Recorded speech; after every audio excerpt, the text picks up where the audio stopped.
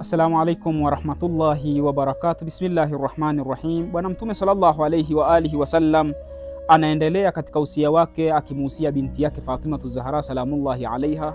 Ya Fatima, ewe Fatima, ma min imra'atin mana'ati hajati jaratiha, hakuna mwanamke ambaye atazuia haja kumkidhia jirani yake haja yake. Yani jirani amekuja kumuomba, naomba unisaidie kitu fulani, alafu ikisha yeye akanyima. Hakuna mwanamke ambaye atafanya kitendo hicho illa mana'aha Allahu sharbi min haudhi yawmal qiyama, isipokuwa Mwenyezi Mungu Allah Subhanahu wa Ta'ala atamzuia kunywa katika birika langu, katika hodhi yangu siku ya kiyama.